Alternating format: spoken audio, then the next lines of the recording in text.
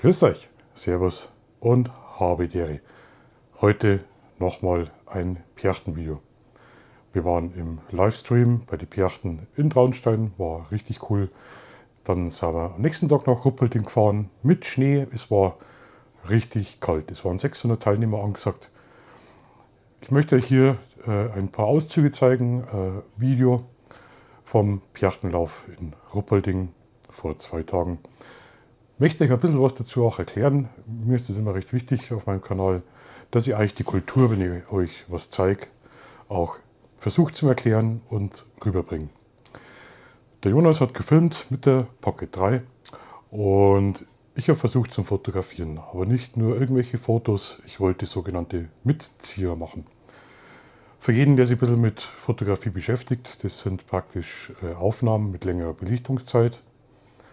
Ich wollte einzelne Piachten praktisch hervorheben, der Hintergrund verschwommen, wenn Piachten vorbeilaufen. Ich habe ungefähr 2000 Fotos gemacht, vielleicht sind 5 Fotos was geworden, ich zeige euch die Fotos am Ende. Was ich nicht bedacht habe, und da habe ich ziemlich Glück geschaut, wie ich mir 2000 Fotos angeschaut habe, die Piachten bleiben nicht stehen. Und wenn einer nicht stehen bleibt oder was, dann ist es ganz schwierig, da so Mitzieher oder solche Fotos zu machen, was ich machen wollte. Ich zeige euch die Fotos dann am Ende. Und jetzt hoffe ich, ihr habt viel Spaß bei dem Video. Heimgekommen bin ich schwarz, überall im Gesicht. Von Asche, Schuhcreme, keine Ahnung. Meine Wadel hat es auch ganz schön erwischt. Also irgendwie war mir da so ein kleiner Magnet diesmal. Aber es soll auch Glück bringen. Also in diesem Sinne wünsche ich euch nochmal viel Spaß von einem Video aus meiner Heimat.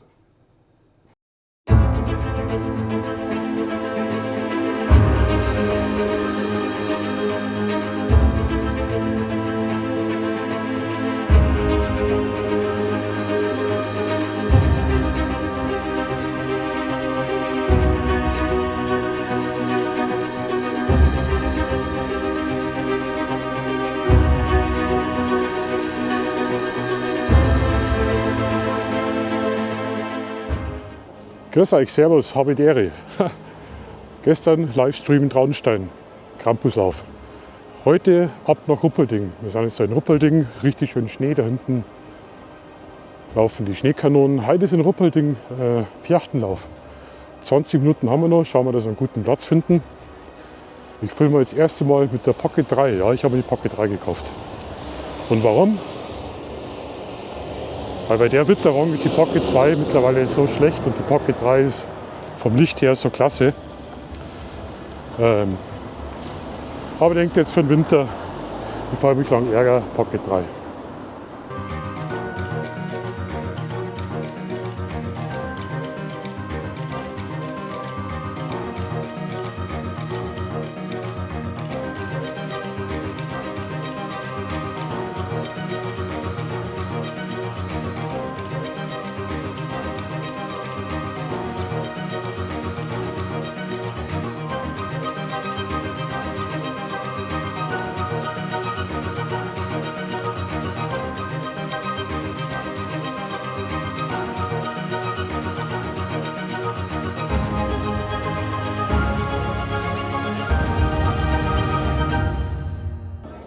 So, ich rieche schon wieder einen Glühwein.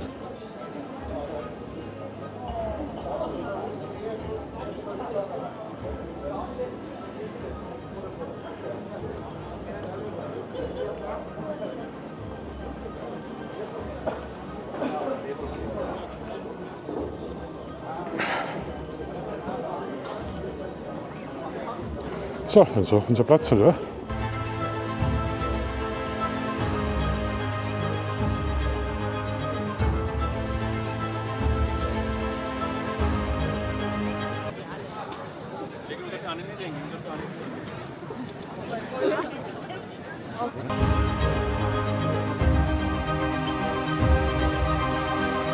Die alpenländische Winterbrauchkultur, besonders im bayerischen Raum, ist geprägt von maskierten Gestalten, lauten Umzügen und geheimnisvollen Ritualen.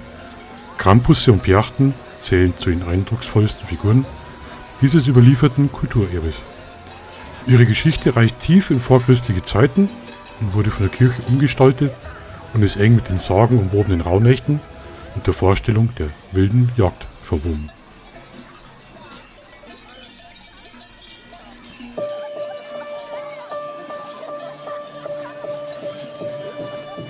Perchten zwischen Segen und Schrecken. Die Perchten gelten als die ältesten Gestalten innerhalb von diesem Brauchtum. Sie gehen auf die Figur der Frau Percht oder Perchter zurück, so eine Art Wintergöttin oder Naturdämonin. Ihr Erscheinen markiert die Schwelle zwischen dem alten und dem neuen Jahr. Manche führen es sogar auf die Frau Holle zurück, und zwar hieß die früher Holda, Frau Holda, und soll eine germanische Naturgöttin gewesen sein. Ganz spannendes Thema.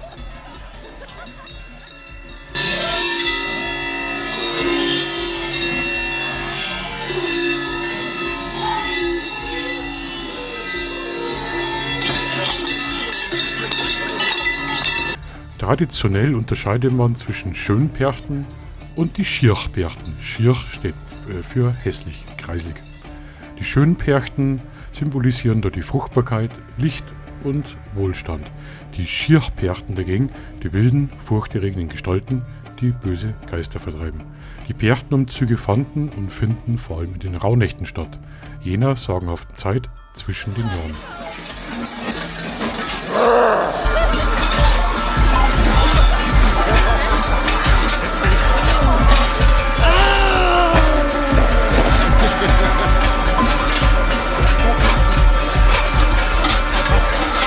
Und total verrückt wird's, wenn man sich überlegt, was die Kirche da mitspielt bei so einem alten Brauch, den es schon lang vom Christentum gegeben hat. Der Krampus, ein Dämon im Dienst des Nikolaus. Der Krampus entwickelte sich im Mittelalter aus einer Mischung vorchristlicher Dämonenfiguren und der christlichen Vorstellung des Teufels. Er wurde zum Begleiter des heiligen Nikolaus, der mit Hornmaske, Fell und Ruten die Rolle des strafenden Gegenpols einnahm.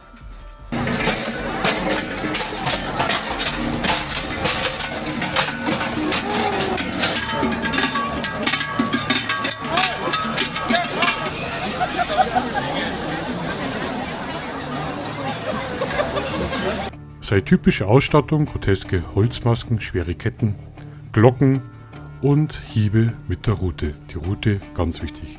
Meistens erkennt man Krampus auch entweder an der Kraxen, also hinten ein Holzgestell wie so ein Drucksack, oder eben den großen Sack. Der spiegelt sowohl alte Geistervertreibungsrituale als auch die moralische Pädagogik der Kirche wider.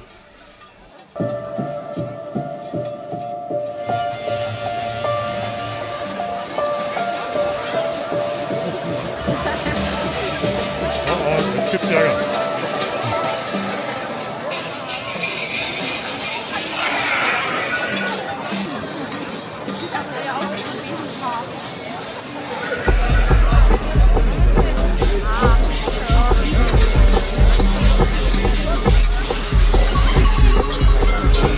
Falls ihr wirklich hart bin, auch wieder mit dabei, ne?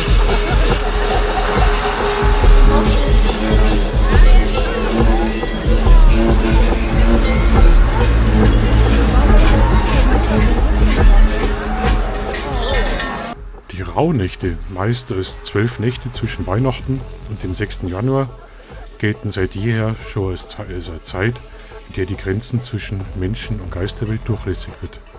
Sie bildet den mythologischen Raum für viele Perchtenläufe und Winterbräuche. Über die Namensherkunft streiten sich die Leute noch. Der Begriff Rau und Nacht hat zwei mögliche Wurzeln, die sie wahrscheinlich miteinander vermischt haben. Von Rauch. Denn in dieser Zeit wurden Häuser, Ställe und Werkstätten mit Weihrauch, Fichtenharz und Kräutern ausgeräuchert, um Segen und Schutz für das neue Jahr zu bieten. Aber man geht davon aus, dass es eigentlich nicht von Rauch kommt, sondern eher von Rau, im Sinne von haarig oder wild, bezogen auf die zotteligen Maskengestalten, die in dieser Zeit umherziehen. So ganz genau ist es leider nicht geklärt. Beide Erklärungen spiegeln trotzdem die Natur dieser Nächte, und zwar reinigend, furchteinflößend und zugleich schützend.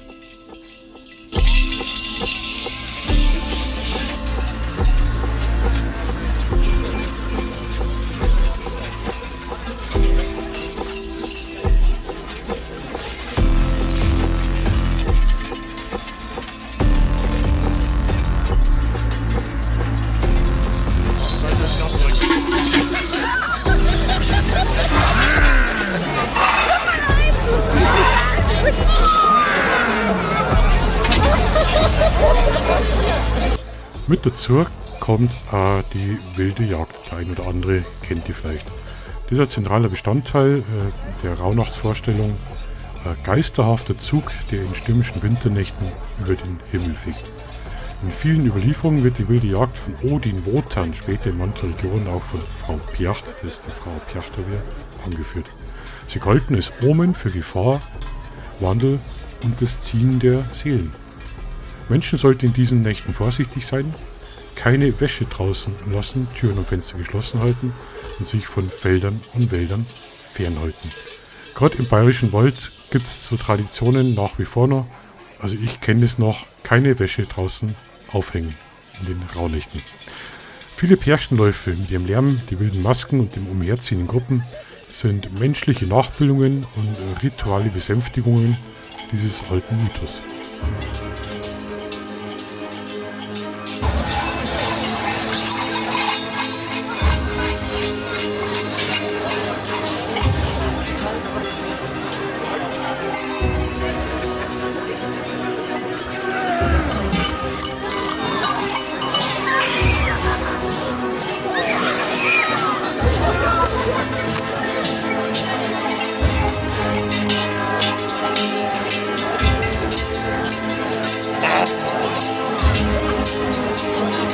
Und wie es schon immer war, muss natürlich die Kirche da mit rumfummeln.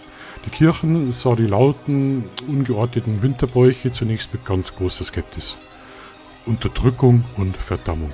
Im Mittelalter versuchte man mehrfach Perchten und Dämonenumzüge zu verbieten.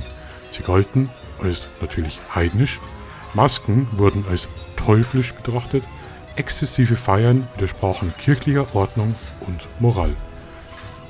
Da Verbote wenig Erfolg gehabt haben, integrierte die Kirche viele Elemente in christliche Rituale. Die waren natürlich auch nicht blöd, haben da Nikolaus hingesetzt und schon ist das Ganze heilig gewesen. Der Krampus wurde zum erzieherischen Begleiter des Nikolaus. Der Nikolaus ist natürlich heilig. Der Nikolaus hat nie was mit dem Krampus zu tun gehabt im Original. Pärchenläufe wurden zeitlich und moralisch natürlich kontrolliert. Dämonische Darstellungen wurden als Warnbilder gegen das Böse für den Teufel umgedeutet. So überlebte der Brauch oft leider in veränderter Form bis in die Moderne, bis heute.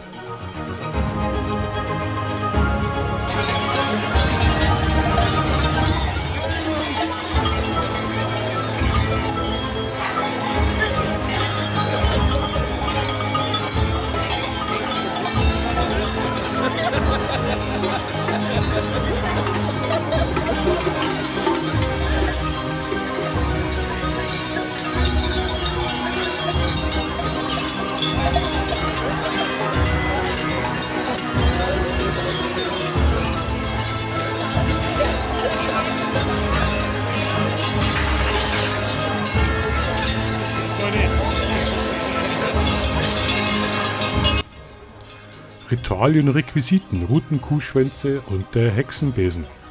Die Ruten sind meistens Birkenzweige. Sie dienen halt oft als Strafinstrument beim Krampus. Wir erinnern uns, der Krampus ist der Bestrafer. Hatten ursprünglich wahrscheinlich eine rituelle Reinigungsfunktion. Das leichte Schlagen und Berühren mit Birkenzweigen sollte böse Kräfte austreiben und Fruchtbarkeit spenden. Und dann gab es natürlich noch die Kuhschwänze und Tierhäute. Viele Krampusse tragen Kuh- oder Rinderschwänze oder Rossschweife, die sie schwingen oder auf den Boden schlagen. Das steht für Kraft und Animalität, die Verbindung zu tierischen Schutzgeistern, die traditionelle Vertreibung von Wintergeistern durch Lärm. Ganz witzig ist natürlich auch der Hexenbesen. Jetzt seht im Video hin und wieder rennt der Hex vorbei, die kehrt. Es sollte mich Glück bringen, wenn er die Hex über die Füße streicht. Der Besen dient nämlich als Symbol der Reinigung und Grenzmarkierung. Gestalten mit Besen kehren böse Einflüsse aus Hof und Dorf, auch ein rituales Element, das besonders eng mit den Rauhnächten verbunden ist.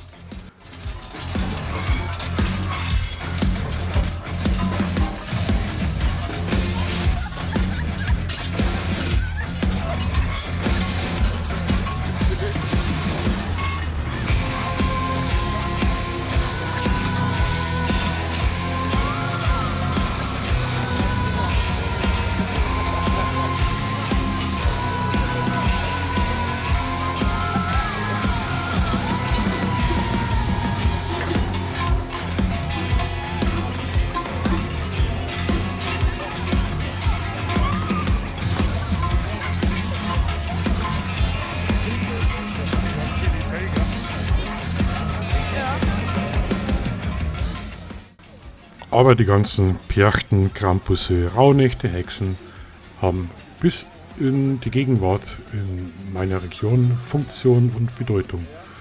Heute erfüllen Krampus und Perchtenläufe vielfältige Aufgaben, was man eigentlich oft vergisst, und zwar die Pflege der regionalen Identität, Bewahrung handwerklicher Traditionen, die ganzen Masken, Schnitzerei, Fellkleidung und so weiter. Das sind alles Traditionen, die erhalten werden. Und es ist ein Gemeinschaftsritual in Vereinen und Dorfgemeinschaften, was die Einheimischen nach wie vor zusammenbringt und ein riesen Gaudi ist. Das andere ist auch die touristische Attraktion, manchmal wilder als historisch überliefert. Und wie man auf dem Video sieht, es wird sehr gern angenommen und es waren auch sehr viele Touristen mit dabei. Dennoch bleibt ihre tiefere Bedeutung erhalten.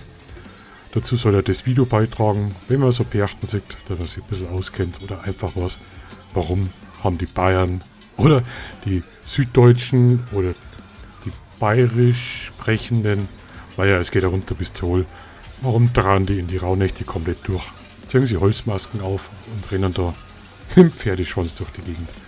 Es ist der symbolische Umgang mit der Dunkelheit, Chaos und dem Wandel des Jahres.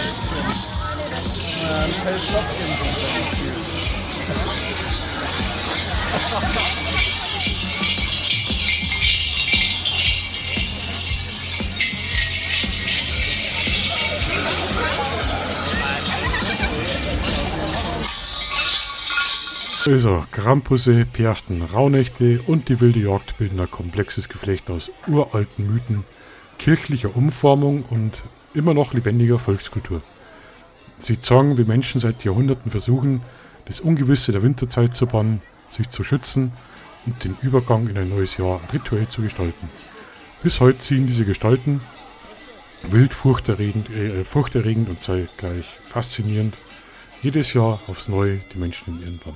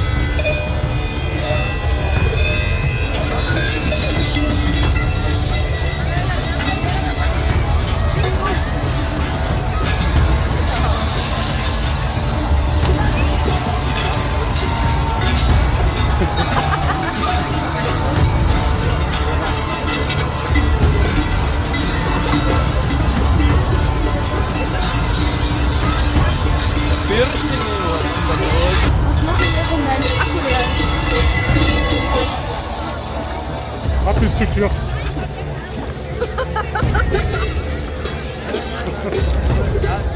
Danke. Ja, es hat ja.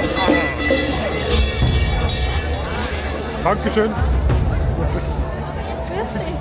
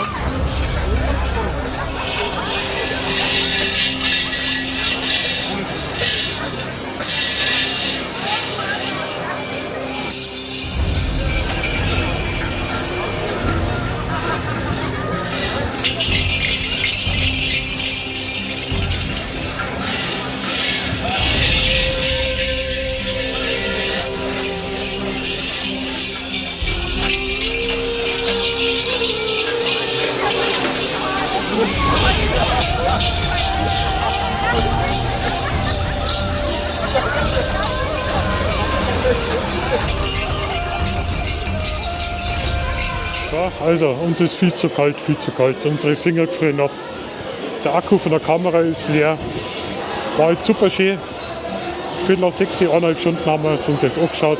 Das Filmmaterial habe ich jetzt noch nicht gesehen, ja? Aber bestimmt, da waren richtig geile Fotos. Also ich hoffe, euch hat Spaß gemacht. Viele Grüße aus Ruppolding, traumhaftes Dorf. Und die Leute alle natürlich auch super nett. Es waren ein Haufen Vereine dabei, von gestern, von Traunstein. Und jetzt schauen wir, dass wir zum Auto zurückkommen. Und der Jonas kriegt noch ein Happy Meal. Als Belohnung, weil er so toll gefilmt hat. Aber was ich toll gefilmt habe, ist er noch nicht. Und weil weil ich keinen Boss mehr bekomme. Genau. Also in diesem Sinne werden wir jetzt zurück zum Auto gehen und nur ein paar Aufnahmen machen auf dem Weg zum Auto. Dankeschön fürs Zuschauen und ich finde die Rocket richtig geil. Ja. Ciao, ciao, Servus und Habidere.